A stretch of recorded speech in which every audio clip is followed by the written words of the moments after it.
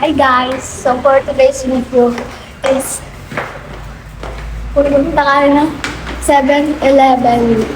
Yes!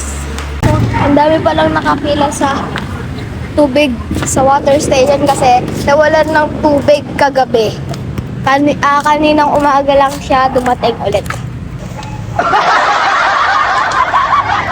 Hi guys! It's Mikay TV. So for today's video nga pala is pumunta kami ng 7-Eleven para mag-withdraw at may bibilin din. Palabas na nga rin pala kami ng village at malapit lang pala yung 7-Eleven dito pero nagbutor pa rin kami. So fast forward ay dito na rin pala kami sa 7-Eleven. Nag-withdraw na rin pala agad dito si mama at pumunta na agad ako sa candy section.